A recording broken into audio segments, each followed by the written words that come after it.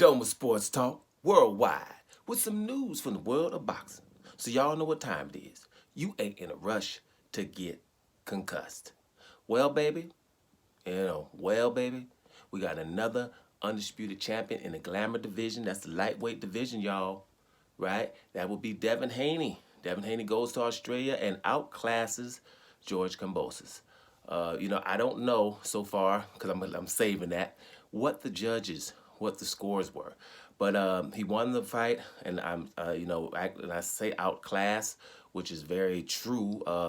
Me scoring the fight, I gave round 8 a tie for Kambosos, and maybe round 12 just because of his aggression a tie. But I really couldn't find a round 2 even give Kambosos. So really, he outclassed Kambosos real well. Devin Haney was able to quiet the 40,000 people in the stands, in the crowd, which is incredible. Another thing he did, he forced Tim Bradley, who I was listening to. Tim Bradley was full of praise the whole fight. He did something that I really thought was the truth here. He was saying that you are watching a young master. And that is exactly what happened. Devin Haney was landing the jab throughout the whole fight. It was confusing and befuddling your boy George Kambosos with those jabs. Devin wasn't landing too many right hands, because it's still Kambosos. Kambosos, we always like to say, is slow twitch, fast twitch. George Kambosos is fast himself. George Kambosos is athletic himself. He has a lot of quickness, but it was on display that he was just dealing with somebody that was quicker, faster, more athletic. Right, and very, very skilled. So yeah, it was a young master at work, but George Kambosos never gave up, but he just wasn't able to deal with this guy right here.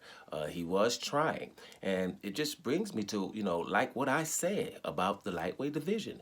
It's Devin Haney and the rest. Because all those other guys, we saw that there was no separation between Kambosos and Teofimo Lopez. We saw that Lomachenko wasn't trying to fight Devin Haney all this time. We do know that Devin Haney's been calling him Nomachenko for 3.5 to 4 years. So this here is huge. Now, a little few things that I want to just say about. One thing is I don't even like fighters hugging what is his name? Not Jose. His father's name was Jose. Mauricio Sulaiman from the WBC. He's rogue.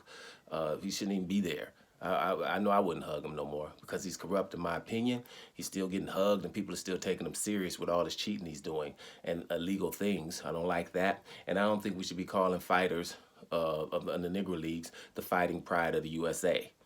Maybe you could say the fighting pride of Northern California or Las Vegas, but don't say the USA because it's East and West. That's not true. He's not the pride of USA. And when a fighter of color comes out somewhere and they're booing him, if he's not fighting in his backyard, that's what he's used to anyway, right? That's the bottom line. There is no stop. The rest of the world needs to stop acting like they don't see what's going on in the USA. A lot of places should be boycotting the USA since January 6th has not been taken care of. Right? But they're not. That's huge. Stop it with the pride of USA. It's not that anymore. Let's stop that. But I'm not getting on there. I'm not going to mess up this video talking about some stuff like that. What you just saw was an immaculate performance. He is the bomb. There is no doubt about it. We don't know if there's going to be a rematch or not, but who cares if you ask me. It's just, it is what it is. I don't want anybody to come in here talking about boring. Right? Like we did about the Floyd Mayweather-Pacquiao fight when Pacquiao was neutralized. Your boy was neutralized, and it wasn't boring watching. You watched the master class, right? Don't come talking about George Kambosos is not that good and all that, because that was not the narrative before the fight. And after he beat Teofimo Lopez, we started understanding the attributes that George Kambosos has, right? He's still good, right? But it's just Devin Haney is great and forever a legend now.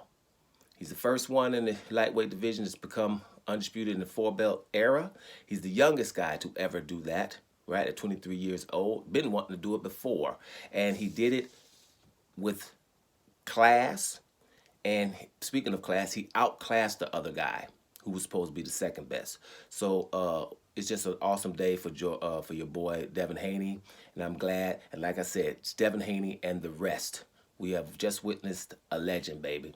I'm coming back again, talk a little bit more about it where I have some more details. But as of right now, Devin Haney is undisputed and a legend now.